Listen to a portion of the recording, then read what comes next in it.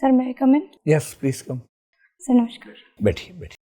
Thank you sir. आपका नाम सोनू है, सोनू परमार? जी सर। Yes? आप चाहें तो मास्क हटा सकती हैं, हम लोग मतलब सब वैक्सीनेटेड हैं और दूर भी हैं। सोनू अपने बारे में कुछ बताइए, इतना बताइए जिससे हम ये समझ सकें कि आप किन एरियाज पर बात करने में इंटरेस्टेड हैं, और हम ज़्यादा उन्हीं मुद्दों पर बात करेंगे जो आपकी पसंद के मुद्दे हैं। सर जैसा कि आप जानते हैं मेरा नाम सोनू परमार है। मैं मध्य प्रदेश के शाजापुर ज़िले की रहने वाली हूँ। शाजापुर की शुजालपुर तहसील से ही मेरी स्कूली शिक्षा और ग्रेजुएशन की पढ़ाई पूरी हुई है। मैं मध्य प्रदेश पुलिस में पिछले 4 वर्षों से उप पुलिस अधीक्षक के पद पर कार्यरत हूँ। उप पुलिस अधीक्षक मतलब डीएसपी? जी सर। ठीक है। और पिछले 10 वर्षों से विवाहित हूँ, एक 7 वर्षीय पुत्र की माँ हूँ। मुझे पारंपरिक भारतीय व्यंजन बनाने में और मांडना पेंटिंग में रुचि है सर मेरी। 10 साल से आप विवाहित हैं और आप सर्विस में 4 साल से हैं, यानी कि आपने विवाहित होने के बाद तैयारी की? जी सर। फिर आपका सिलेक्शन हुआ। तो कोई दिक्कत नहीं है पुलिस की जॉब में आपको?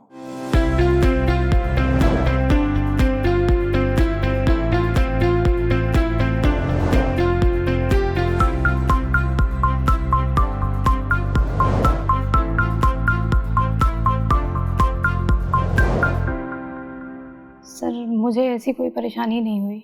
मतलब ऐसा कहते हैं भारत में कि महिलाओं के लिए पुलिस की जॉब अच्छी नहीं होती है, ऐसा हमने खूब सुना है। और जितनी लड़कियां आती हैं आमतौर पर 90% उनमें से आईपीएस को प्रेफर भी नहीं करती हैं। जी सर। और आपका मैं डेफ देख रहा हूँ जिसमें आईपीएस नंबर 1 पर लिखा हुआ है, तो ये हमारे लिए कल्चरल शॉक जैसा है, एक झटके जैसा है। तो मुझे थोड़ा समझाइए कि क्या ये परसेप्शन गलत है कि महिलाओं को पुलिस में दिक्कत होती है, या आप में कुछ ऐसी खास बात है कि आप इससे प्रभावित नहीं हुई?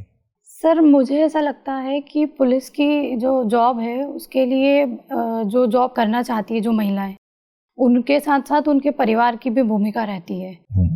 सर अगर परिवार या जो भी सोसाइटी है, अगर वो इस बात को समझे कि महिलाएं अगर पुलिस में जा रही हैं तो जो समाज का जो नज़रिया है वो बदलेगा। और सर महिलाएं अगर पुलिस में जाती हैं तो सोसाइटी में ज़्यादा सेफ्टी की मतलब लोगों को ज़्यादा विश्वास होता है, महिलाएं पब्लिक प्लेसेस पर सुरक्षित रहती है। तो सर मुझे ऐसा लगता है कि जो नज़रिया समाज का है उसको बदलने की ज़रूरत है। पुलिस विभाग में महिलाओं के लिए ऐसी कोई समस्या नहीं है कि वो एक महिला होने के नाते वहाँ काम नहीं कर सकती। उसमें जो भाग दौड़ है, कभी कभी हिंसा की ज़रूरत है, कभी कभी गोली चलानी पड़ती होगी सर, कभी बंदोबस्त करना पड़ता होगा, हज़ारों लोगों की भीड़ अगर सामने है, उस भीड़ को संभालना है, जिसमें एक रिस्क ये भी है कि वो आपकी डिग्निटी के खिलाफ कहीं कुछ ना हो जाए वहाँ पर। क्या ये सारी चिंताएं जायज़ हैं या नाजायज़ हैं? सर ऐसी परिस्थितियों में एक पुरुष के साथ भी वो सारी चुनौतियाँ रहती हैं। चूँकि हमारा जो समाज है वो एक पितृसत्तात्मक समाज है और वो इस चीज़ को ज़्यादा इस चीज़ को लेकर के पूर्वाग्रह है कि कोई गलत घटना ना हो जाए, कहीं कोई ऐसी बात ना हो जाए जिससे उसकी डिग्निटी मतलब उसकी डिग्निटी कम हो। सर ये मुझे लगता है इस कारण से समस्या आती है, वरना सर चुनौतियाँ तो बराबर ही रहती हैं, जो भीड़-भाड़ से निपटने की हो या हिंसा हो, दोनों के लिए सर समान खतरे हैं सर। कभी ऐसा हुआ कि आपको किसी एक मोमेंट पर रियलाइज़ हुआ हो कि पुलिस की इस नौकरी में यदि आप पुरुष होती तो शायद ज़्यादा बेहतर होता? किसी एक खास मोमेंट पे ऐसा लगा हो? सर मुझे ऐसा कभी नहीं लगा। कभी ऐसा हुआ कि वो गोली चलानी पड़ी हो? सर गोली चलाने के ऐसे मौके तो नहीं आए, ट्रेनिंग मौके में नहीं मिले नहीं सर। नौबत नहीं आई? जी सर, नौबत। इससे लग रहा है कि आप चाह रही हैं कि मैं बंदूक लेके बैठी हैं, लेकिन मौका नहीं मिल रहा चलाने का। सॉरी सर, मैं वही कहना चाह रही अभी तक नहीं ऐसी ज़रूरत जी पड़ी सर। आपको? ठीक है। और आपके किसी मातहत अधिकारी को कभी ऐसा हुआ कि गोली चलानी पड़ी हो आपके निर्देश पर? सर नहीं। या टेलीफोनिक निर्देश पे आप कहीं और हैं, वो कहीं फील्ड में हैं, वहाँ चलानी पड़ी हो? सर अभी तक ऐसी कोई परिस्थिति ज़रूर नहीं नहीं पड़ी, हुई। क्योंकि जी आप सर। एक ऐसे राज्य में जहाँ बहुत दिक्कत आमतौर पे है भी नहीं लॉ एंड सर। ऑर्डर की, शायद ये भी कारण है। जी। लेकिन जब आप आईपीएस बन जाएंगी और मान लीजिए आप किसी ऐसे राज्य में चली जाएं जहाँ दंगे फसाद ज़्यादा होते हैं सर। या आतंकवाद है, उग्रवाद है, जहाँ ऐसी नौबत ज़्यादा आएगी, जी सर। उसको हैंडल कर लेंगी? भरोसा है आपको? जी सर, पूरा भरोसा। और आपका परिवार आपके प्रति किसी सर्विस में है या वहीं स्थानीय कुछ काम करते हैं? सर सर्विस में है।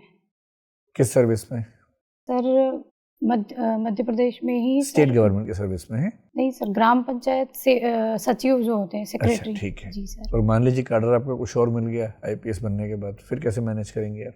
सर अभी भी हम लोग एक जिले में नहीं है, दूर ही हैं, तो अभी तक सर मैनेज हो गया है, आगे भी। जहाँ जिला अलग राज्य अलग, इससे क्या फर्क पड़ता है? ठीक बात है।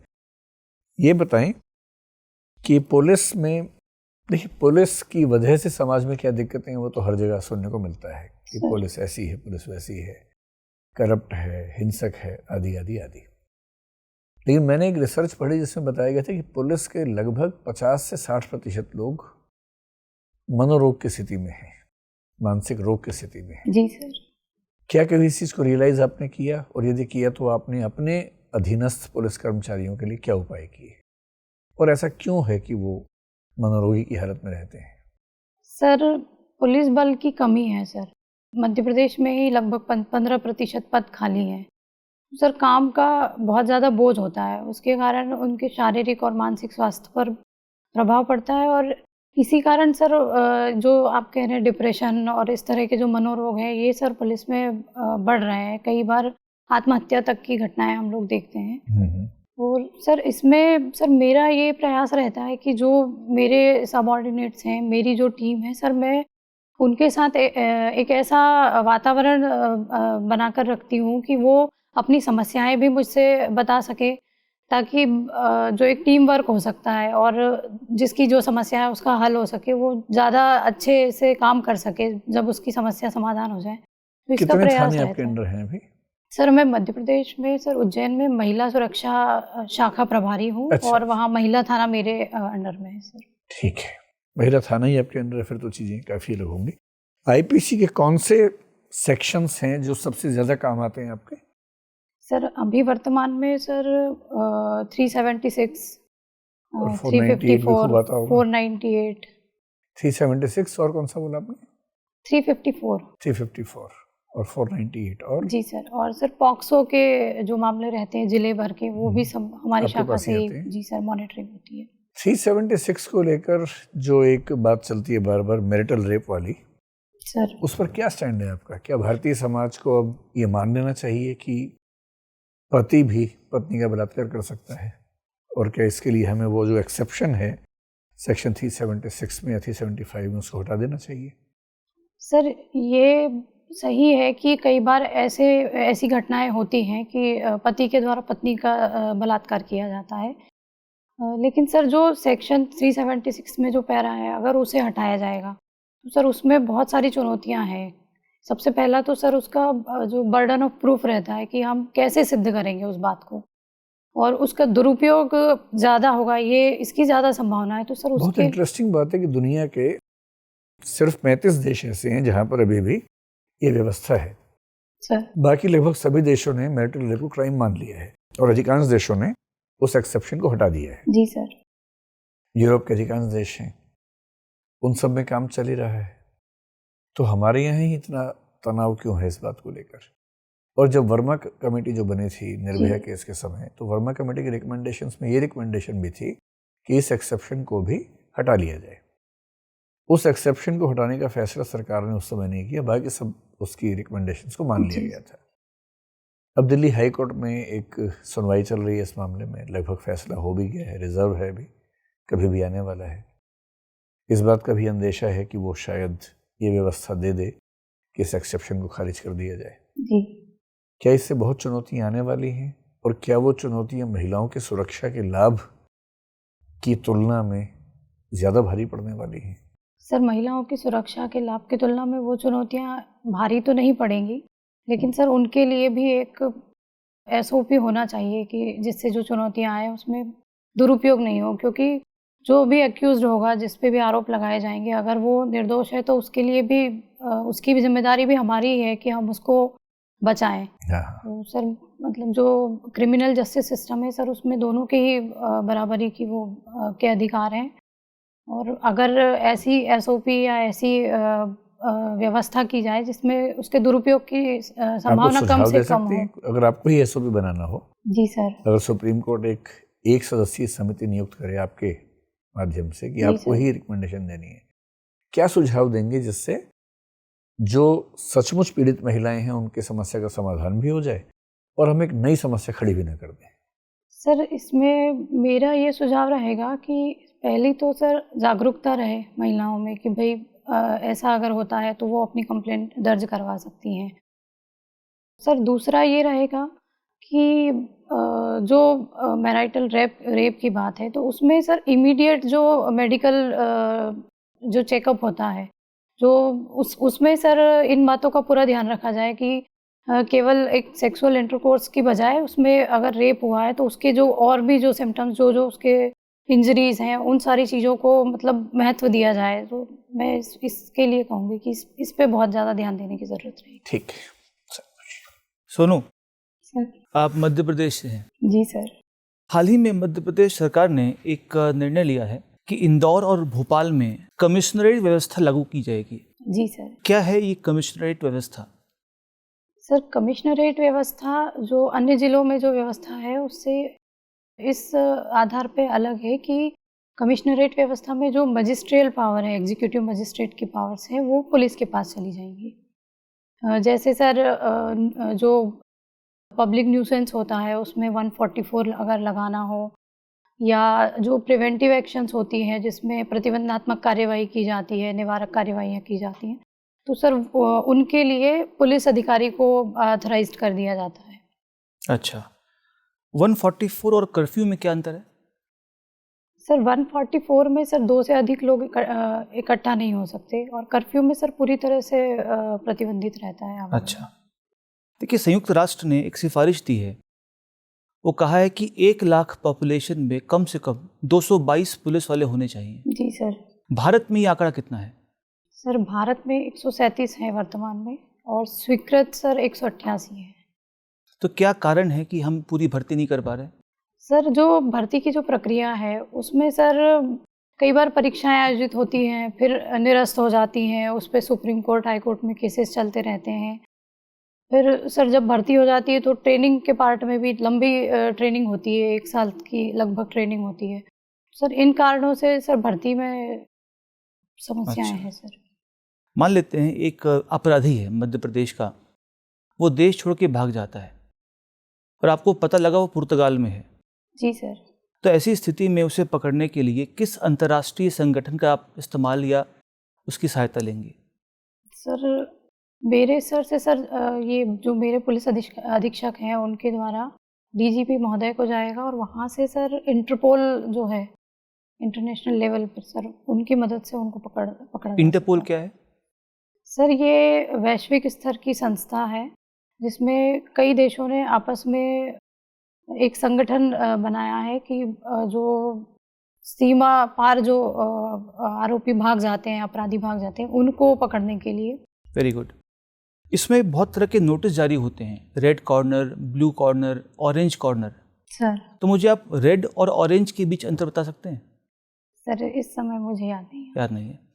चलिए, इंटरपोल का भारत में कौन सी अथॉरिटी है कि मान लीजिए अमेरिका से एक संदेश आना है कि भारत में कोई अमेरिकी अपराधी है, उसे पकड़ना है, तो अमेरिकी पुलिस भारत की किस एजेंसी को ये संदेश भेजेगी? नोडल बॉडी कौन है भारत में इंटरपोल का? सर मैं अनुमान लगा सकती हूँ। हाँ बिल्कुल लगाइए। सीबीआई को है सर। गुड।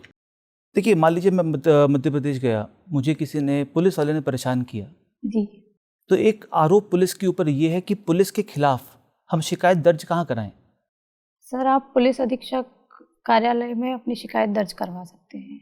मान लीजिए मैं आपके दफ्तर आया और मैंने कहा कि आपका सबऑर्डिनेट मुझे परेशान कर रहा है। जी सर। तो आमतौर पे आप वो शिकायत दर्ज नहीं करेंगे या फिर उस पर कार्रवाई नहीं करेंगे? जी सर। एक निष्पक्ष बॉडी है कहाँ पर?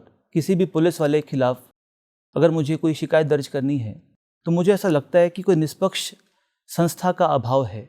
सर निष्पक्ष संस्था, एक तो पुलिस अधीक्षक अगर कार्यालय से अगर कोई कार्यवाही नहीं होती है तो आप सर राज्य स्तर पर डीजीपी महोदय के वहाँ भी आप अपनी शिकायत आवेदन दे सकते हैं। क्या आपको लगता है कि एक आम आदमी वहाँ पहुँच सकता है शिकायत दर्ज करने के लिए? जी सर, कोई भी व्यक्ति जाकर वहाँ शिकायत अपनी दे सकता है। एक तो हो गया कि थियोरेटिकल पार्ट है कि आप कर सकते हैं, प्रैक्टिकली क्या हम कर सकते हैं सर? क्या वहाँ जाएंगे, कुछ सुनेगा हमारी बात? सर करते हैं और वो शिकायत जांच के लिए दोबारा आती है सर जिलों में, संबंधित क्षेत्र में, उस पर कार्रवाई होती है? जी सर, कार्यवाही होती अच्छा, है।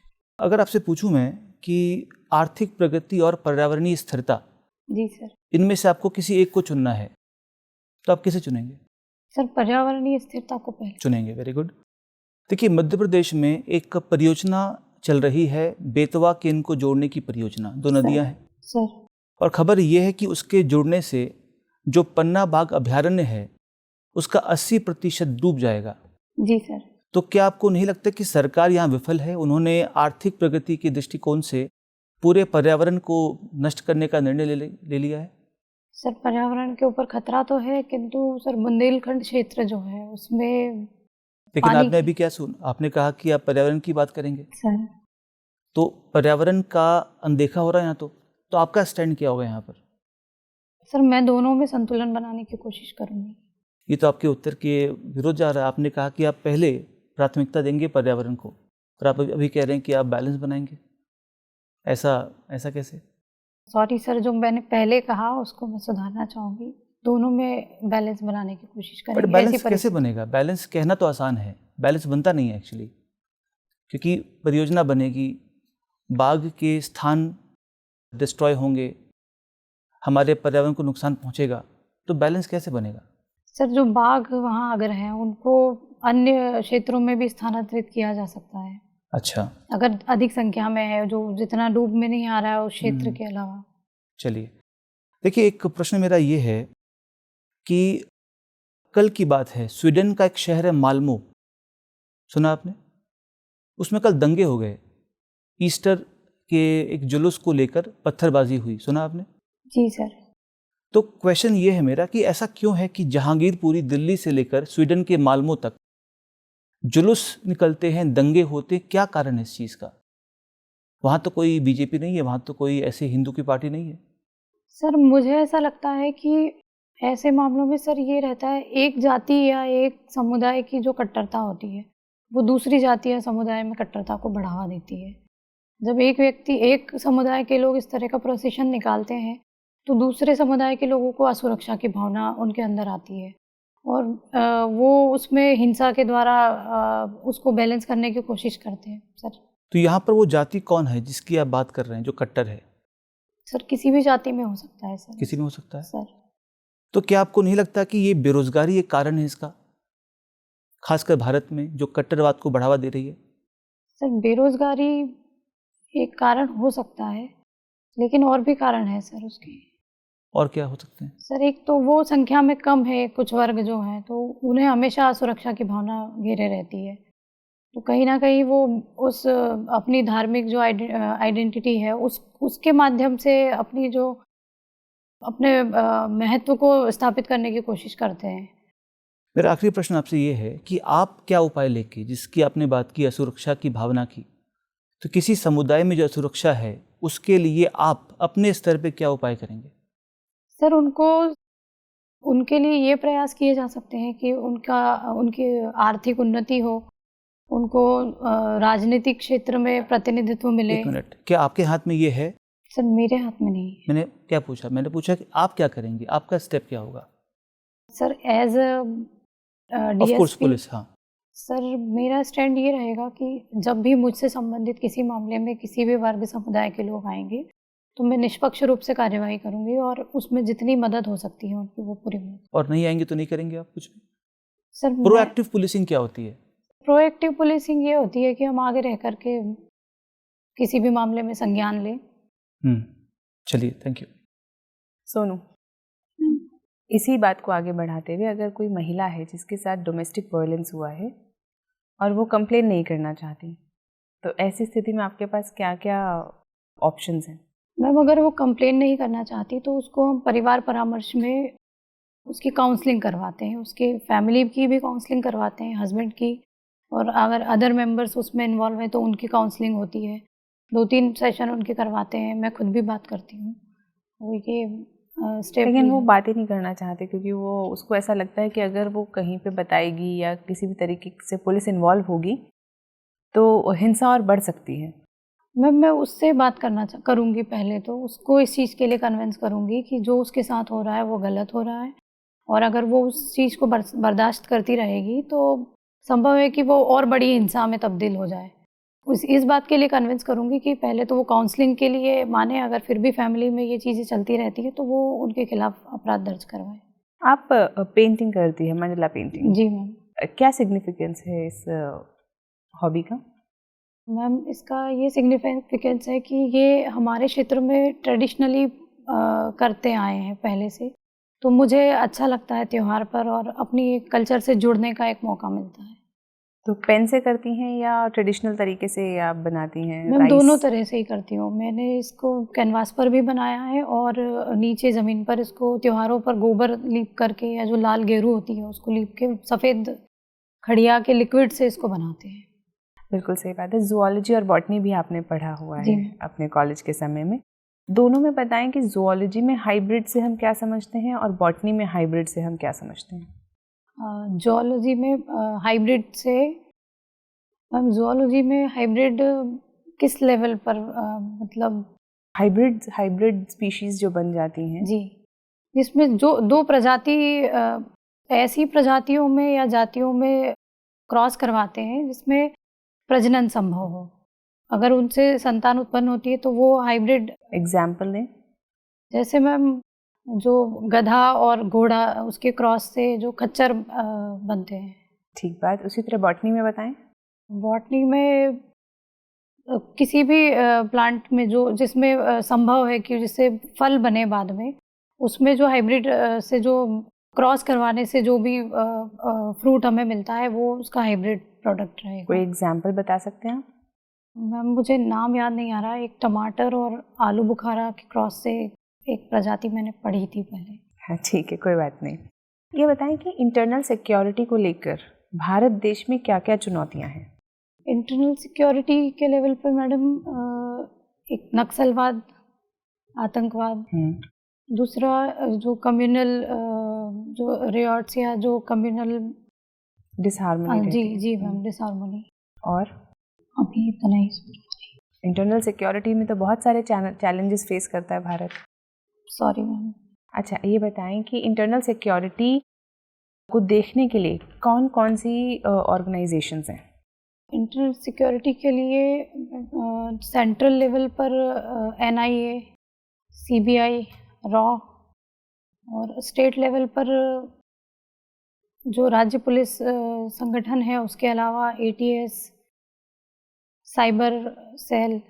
अच्छा, मिनिस्ट्री ऑफ होम अफेयर्स के अंतर्गत कौन कौन सी पुलिस फोर्सेस आती हैं? जैसे CAPF, CRPF आपने सुना होगा ना? जी मैम। क्या क्या काम करती हैं ये सारी फोर्सेस? मैम, मुझे आइडिया नहीं है। अच्छा, कोई बात नहीं। CISF के बारे में आपने सुना होगा? जी मैम। क्या इनका मुख्य काम क्या रहता है? जो इंडस्ट्रीज होती हैं उनकी सिक्योरिटी के लिए काम करती है। और CRPF? Reserve police force, idea नहीं है। अच्छा, एक रैपिड पुलिस फोर्स का भी कॉन्सेप्ट होता है? जी। क्या कॉन्सेप्ट है ये? मैडम, जो एकदम कोई इमरजेंसी आ जाती है उसमें तुरंत एक्शन ले सके, उसके लिए रैपिड जो पुलिस फोर्स रहती है। किसके कमांड में होती है? Sorry madam. कोई बात नहीं। अच्छा, ये बताएं कि पुलिस ऐसे बहुत सारे काम करती है जो उसके कोर काम से अलग होते हैं।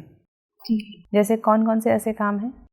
जैसे लॉ एंड ऑर्डर और इन्वेस्टिगेशन के अलावा, अगर बिजली के खंभे अगर गिर जाते हैं या कोई एक्सीडेंट हो जाता है रोड पर, तो उसको हॉस्पिटलाइज करवाना। ठीक है।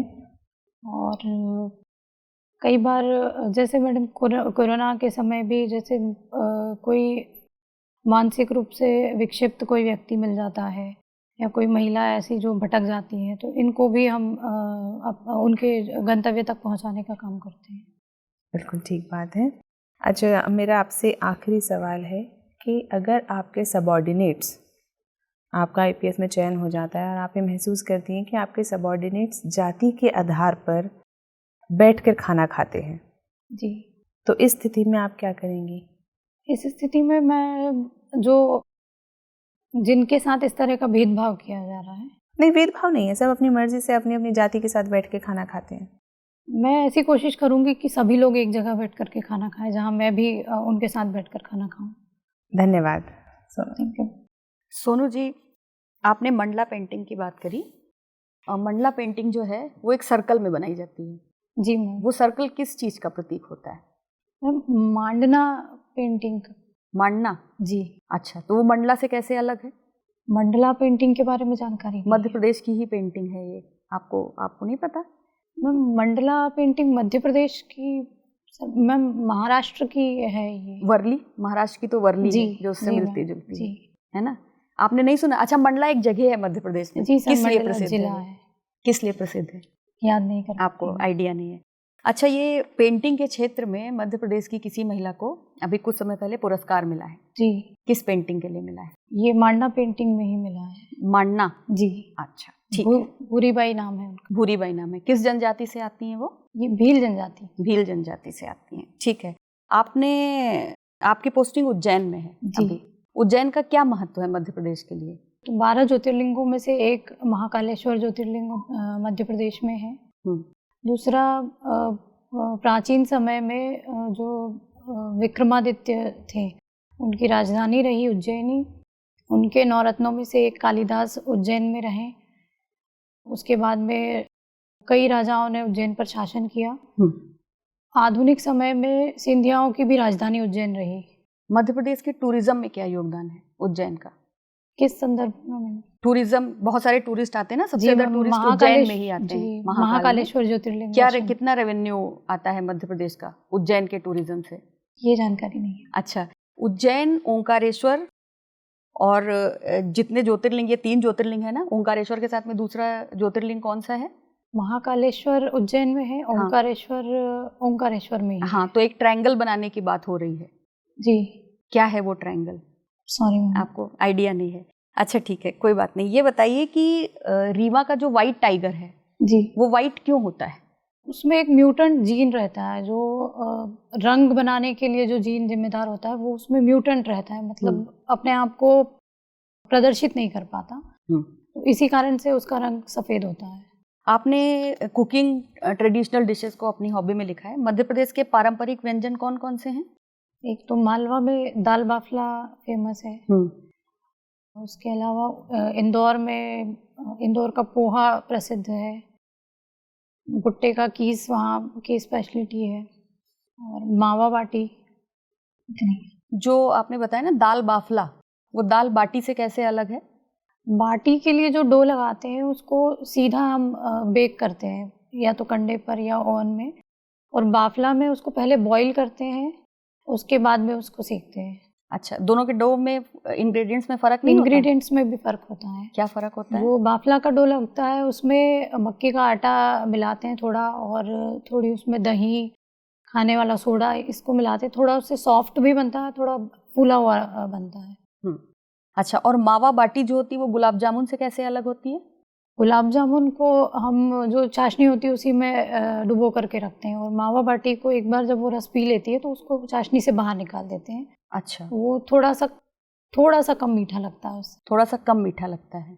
क्या रीज़न है ऐसा, इतना ये करने का क्या कारण हो सकता है, चाशनी से निकाल के रखने का?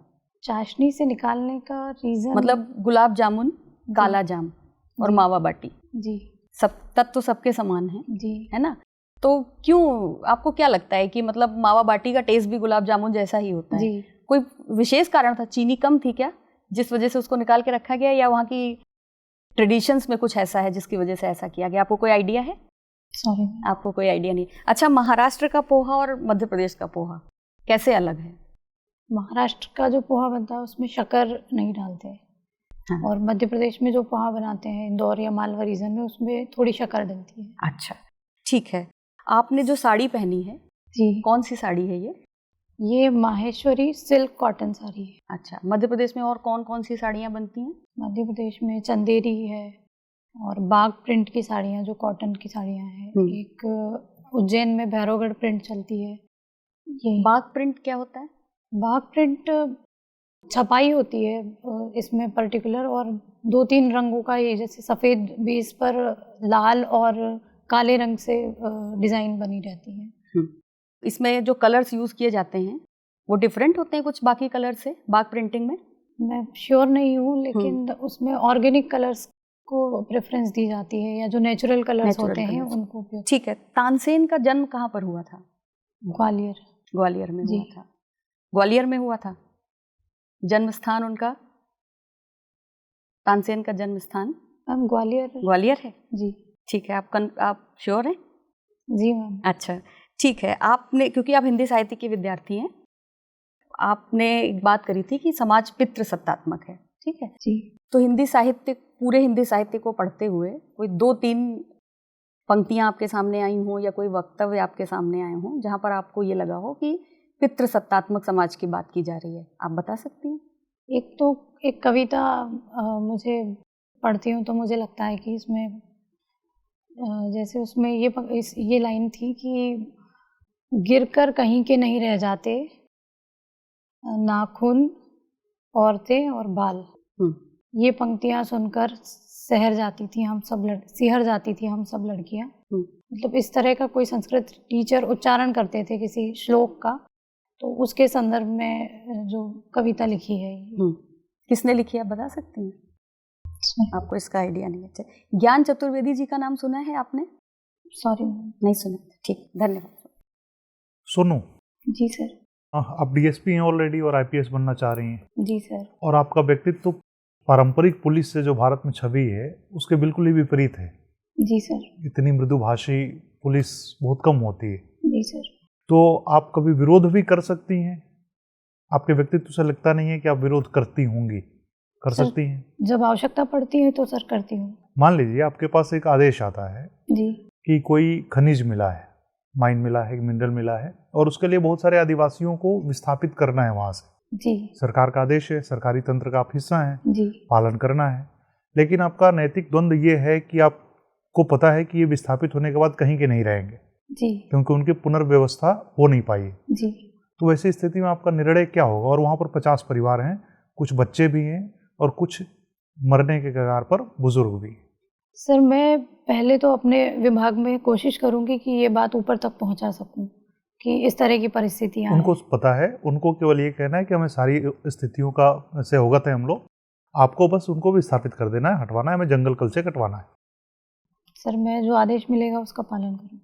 वो हटा देंगी? जी। उसमें फिर आप कोई नैतिकता का पालन नहीं करेंगी? सर मैं अपने स्तर पर उनके क्या कर सकती है? अपने स्तर पर आप क्या कर सकती हैं 50 परिवार के लिए? सर जो डीएम वहाँ के होंगे जिले के, उनसे बात करके, और जो क्षेत्र के जनप्रतिनिधि हैं उनसे, और जो एनजीओज होते हैं उनके माध्यम से कोशिश करूंगी कि उनको कम से कम असुविधा हो।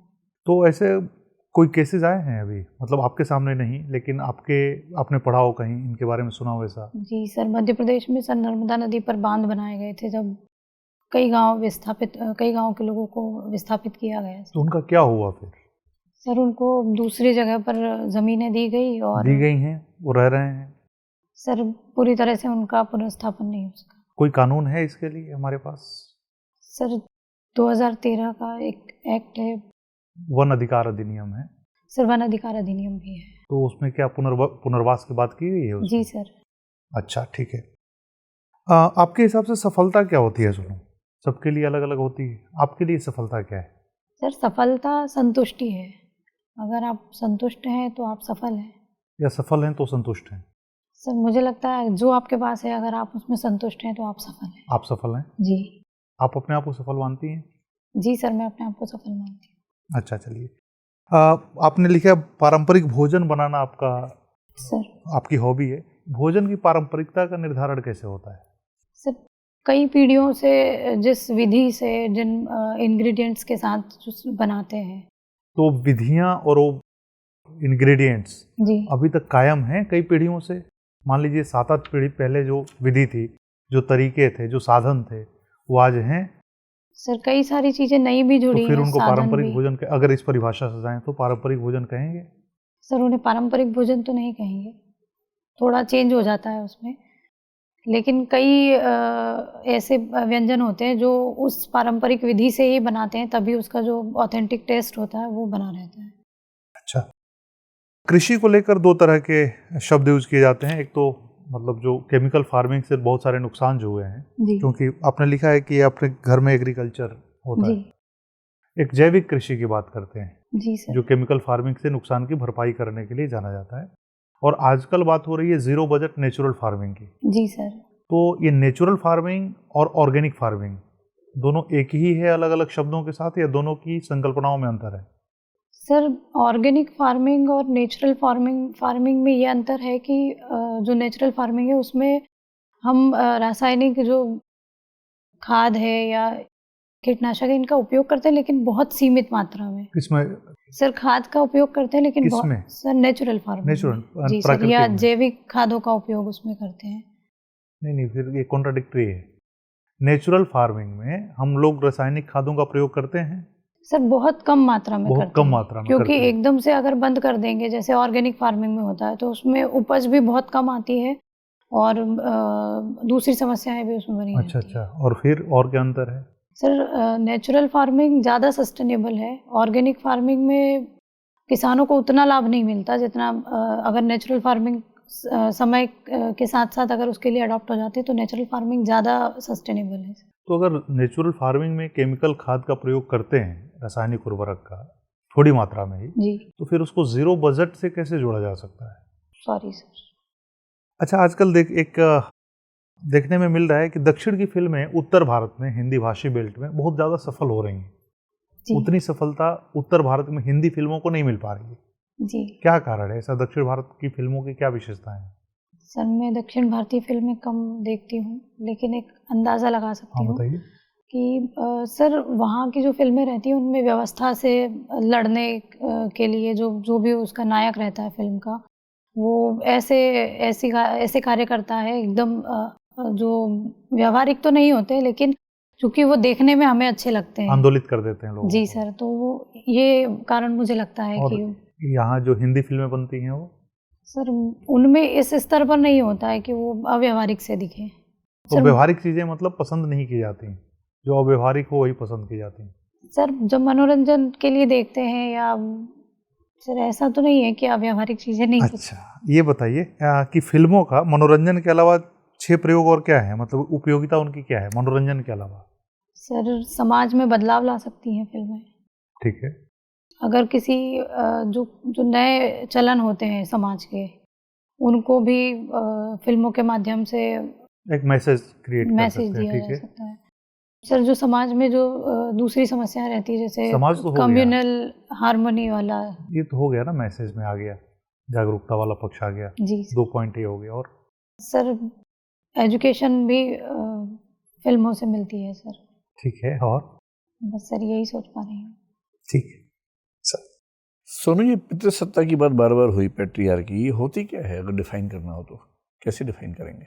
सर जहाँ परिवार में या समाज में निर्णय लेने वाली जो अथॉरिटी होती है जब पुरुष के पास होगी तो उसे पितृसत्तात्मक समाज या परिवार कहेंगे। थोड़ा और इसको ब्रॉड करना चाहेंगे या सिर्फ निर्णय तक सीमित है?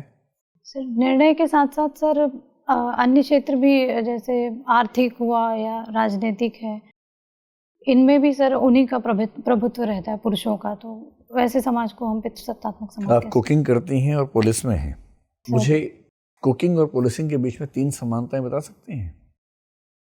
या कुकिंग करते हुए कुछ आपको रियलाइज हुआ और पुलिसिंग में आपने यूज़ कर लिया उस चीज़ को? सर एक तो जो संसाधन हमारे पास हैं उसमें हम अच्छे से अच्छा कर सकें, जब कुकिंग में ये संभव है तो पुलिसिंग में भी हमें करना ही पड़ता है। बहुत बढ़िया। और सर दूसरा ये है कि कुकिंग करती हूँ तो मुझे खुशी मिलती है, सेल्फ सेटिस्फेक्शन मिलता है। जिन्हें मैं खिलाती हूँ उनके चेहरे पर स्माइल या एक संतुष्टि का भाव देखती हूँ, तो वैसा ही जब पुलिसिंग में किसी पीड़ित के साथ कोई घटना हो जाती है या उसकी जो मैं मदद करती हूँ तो उसके चेहरे पे भी वही संतुष्टि का भाव दिखता है। हिंदी साहित्य में कोई एक ऐसी कविता सुनाइए जो आप सुनाना चाहेंगी अपने पुलिसकर्मियों को, ताकि उनका मनोबल, आत्मविश्वास और व्यवस्था के प्रति भरोसा बढ़े। सर ऐसी कविता मैं सोच नहीं पा रही हूँ। मुक्तिबोध की या निराला की कविता मैं सुनाना चाहूँगी। कोई पंक्ति ध्यान है आपको?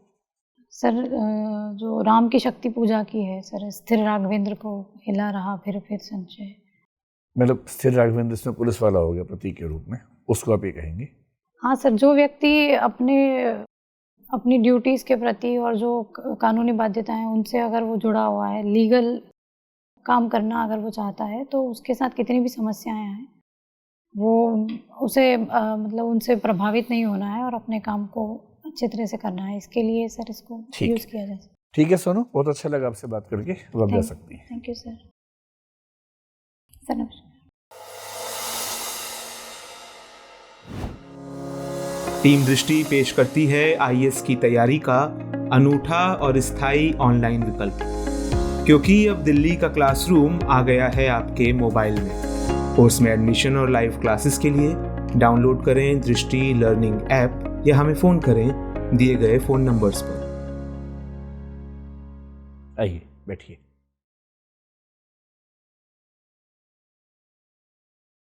कैसा अनुभव रहा आपका?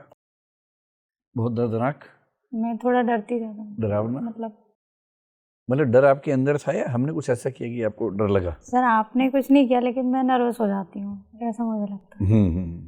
देखिए, हमारा जो परसेप्शन है बोर्ड का, मतलब पहला परसेप्शन ये है कि आपका सिलेक्शन होना ही होना है, आईपीएस आपको बनना ही बनना है, इसमें कोई दुविधा की बात है नहीं।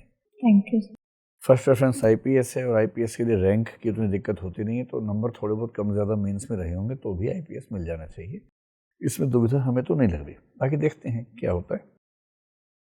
सबकी राय ये है कि आप बहुत शानदार इंटरव्यू दे रही हैं, बहुत ही बढ़िया इंटरव्यू दे रही हैं।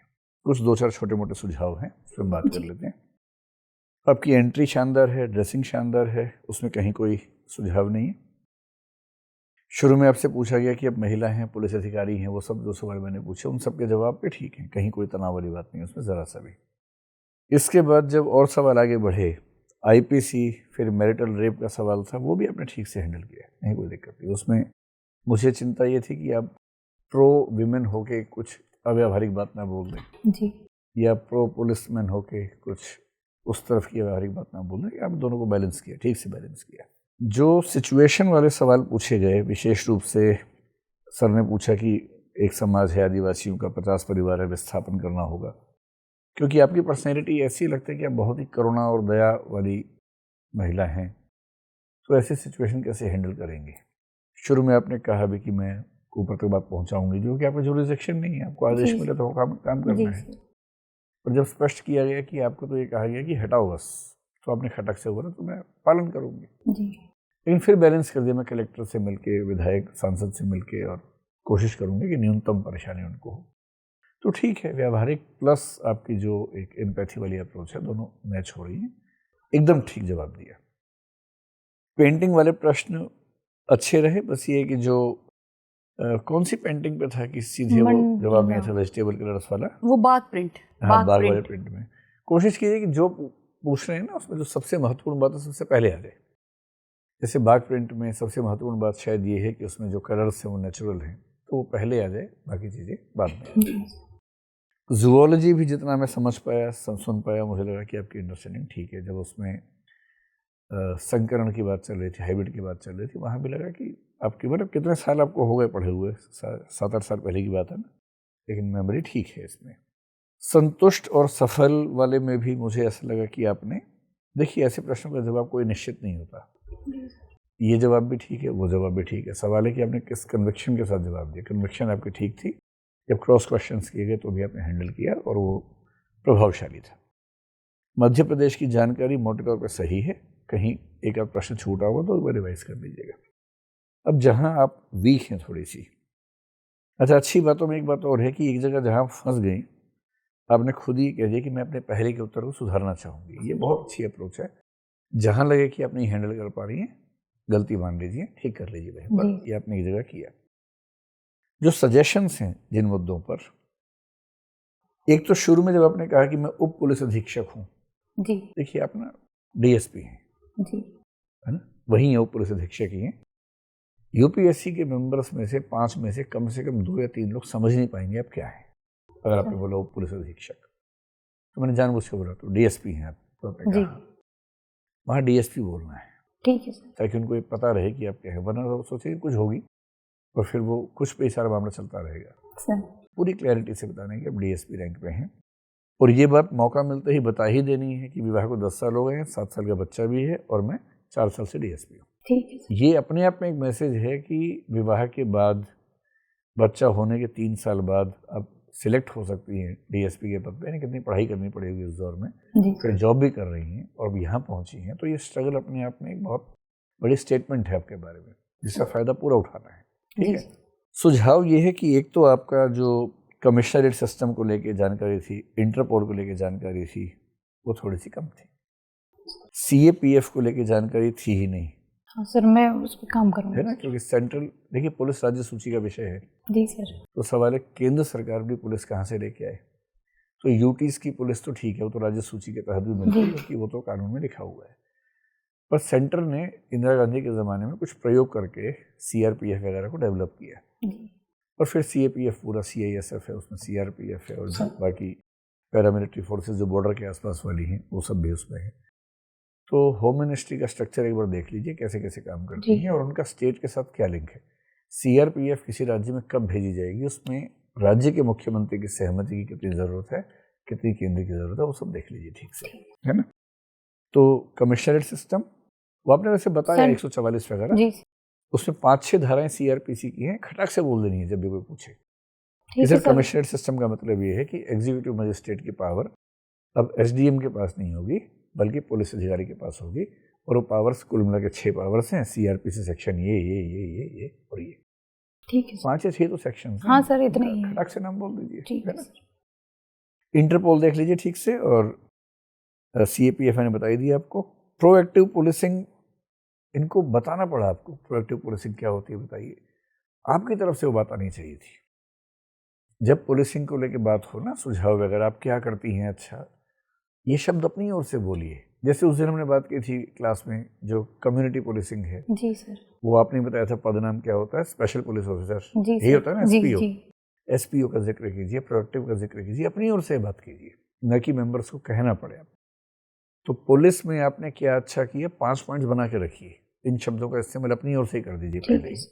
माइनॉरिटी वाले इशू में जो ये जहांगीरपुरी वाला इशू था ना, उसमें एक बार ध्यान से देखिएगा वीडियो। एक आध जगह ऐसा लग रहा है कि आप ये मान के चल रही हैं कि इसे हर मुद्दे में माइनॉरिटी ही ठीक होता है और मेजॉरिटी जैसे एक्यूज है हर मामले में। जैसे स्वीडन का मामला भी आपके साथ रखा गया, किसी खास मामले में ऐसा हो सकता है, लेकिन इसको हम एक ब्लैंकेट स्टेटमेंट की तरह इस्तेमाल नहीं करेंगे। जी सर। तो उस पर अपने स्टैंड को ध्यान से देखिए, उसको थोड़ा सा, क्योंकि आपसे सवाल पूछा जा सकता है। अभी खरगोन में भी हुआ है, आपके राज्य में, यहाँ भी हुआ है। सर क्या मतलब होना चाहिए? ब्लैंकेट स्टेटमेंट नहीं देनी है कि सर ऐसे मामलों में ना दोनों पक्षों की बात है, बेहतर हो कि जुलूस निकालने से पहले परमिशन ले ली जाए, जुलूस के समय पुलिस पहले से मुस्तैद रहे, वहाँ के समाज के जो मुख्य लोग हैं उनको भी साथ में मिला के चले। तो जुलूस निकालना कोई बहुत बड़ी बात नहीं है, पुलिस बंदोबस्त करती है, कर सकती है। ऐसी घटनाएं आमतौर पर तब होती हैं जब पुलिस की तैयारी कम रही हो या जुलूस निकालने वाले और पुलिस के बीच में समन्वय कम रहा हो। तो ये समन्वय की समस्या है, और तनाव तो सर हर समाज में होता है। हर समाज में कुछ डिस्ट्रप्टिव लीडर्स होते हैं जो भड़काते हैं, दोनों तरफ होते हैं। तो पुलिस का काम है उन लोगों को कंट्रोल करना और अच्छे नेताओं को उभार के समाज को शांत रखना। ये स्टैंड रखिए, किसी एक के पक्ष में झुकने का कोई बहुत फायदा नहीं है। एक आपने कोशिश की कि आपने बीच में 2-4 बार साइमल्टेनियस आई कॉन्टैक्ट बनाने की कोशिश की, जैसे बात मुझसे कर रही है, देख उधर भी रही हैं, उधर भी देख रही हैं, वो सब मत कीजिए। बहुत ही अननेचुरल लगता है, अस्वाभाविक है, और उससे बचना ही ठीक है। एक अंतिम बात है कि वॉइस का लेवल थोड़ा सा ऊंचा हो सके। कहीं कहीं सुनने में थोड़ी सी मैंने कोशिश करनी पड़ती है, उसके अलावा हमें कोई कहीं भी कम्युनिकेशन में दिक्कत नहीं लग रही है। जी, केवल वॉइस का लेवल थोड़ा सा ऊंचा रखिए बस। बाकी मुझे नहीं लगता कोई आपको रोक पाएगा। पर आराम से, कहाँ आप बिना बात के दुविधा में रहती हैं कि इंटरव्यू अच्छा नहीं हो रहा। 200 नंबर आपको मिल सकते हैं आज की परफॉर्मेंस पे, और वहाँ तो इससे अच्छी होनी चाहिए। और 200 मिल गया तो फिर तो मेंस की भी जरूरत नहीं है, ऐसे IPS बन जाएंगे आप। मतलब मेंस में तूफान की जरूरत नहीं है, मेंस में ठीक ठाक से हो रहेगा तो हो जाएगा। अब आप पूछिए, कुछ पूछना है तो। मैं मैम से पूछना चाह रही हूँ कि मैं बाग प्रिंट की साड़ी, प्रिंटेड साड़ी पहन सकती हूँ? ये ठीक तो है, ये बहुत अच्छी लग रही है। मैं बल्कि हम लोग ये बात ही कर रहे थे कि आपने बहुत अच्छे से पहनी है और बहुत सुंदर साड़ी पहनी है। इसी को पहनती। वो प्रिंटेड है, मतलब तो वो प्रिंटेड में वो कैसा लाइट कलर में होती है, लेकिन वो थोड़ी शायद वो ना लगे, ये ज्यादा अच्छी है। ऐसा भी हो जाता है ना, बाग प्रिंट पे लंबा डिस्कशन हाँ। और ऐसा भी हो सकता है क्योंकि प्रिंटेड रहती है ना, तो उसमें आपके मतलब फेशियल एक्सप्रेशंस बहुत उभर के नहीं आ पाते। मुझे ऐसा लगता है कि जो प्लेन साड़ी, बॉर्डर वाली साड़ी होती है, वो ज्यादा प्रोफेशनल लगती है। ठीक है मैम, मैं इसी को तैयार करवा लूँगी। प्लेन साड़ी बॉर्डर के साथ सबसे बढ़िया, सबसे प्रोफेशनल लगती है। ठीक है। और सर मेरा कॉन्फिडेंस कैसे बढ़ाऊँ? आप तो ये मान के चलिए कि मेंबर्स को बढ़ाना पड़ेगा कॉन्फिडेंस आपसे बात करने के लिए। अब कहाँ छोटी बातों में पड़ी है। आईपीएस पॉकेट में है आपकी, आप चिंता मत कीजिए। ठीक है सर। और ये बढ़ाने के लिए नहीं बोल रहे कॉन्फिडेंस, सच बोल रहे हैं हम लोग। मतलब सर थोड़ा जैसे और स्ट्रक्चरिंग करूं जो मेरे आंसर्स रहे उनकी, कुछ नहीं ऐसी कोई जरूरत है? जो 3-4 जगह बताइए सिर्फ उस पर काम कर लीजिए, बाकी एकदम ठीक है, कहीं कुछ नहीं कर रहा है। ठीक है। आपकी स्ट्रांगनेस आपके 20 नंबर बढ़ा देगी। जितने स्ट्रांग आप दिखोगे ना, हाँ। जितनी स्ट्रांगली बोलोगे वो आपके 20 नंबर 30 नंबर, क्योंकि एवरीबडी एक्सपेक्ट्स कि आईपीएस मतलब लड़की स्ट्रांग होगी जी। तो अगर आपकी कमजोरी कहीं दिखेगी तो थोड़ा वो लगेगा, और हल्के से भी आप स्ट्रांग दिखोगे, तेज आवाज में, बुलंद आवाज में। ठीक है, मैं थोड़ा सा वॉइस का प्रैक्टिस कर लूंगी थोड़ी और तेज बोलने की। ठीक है ठीक है, जी। All the best.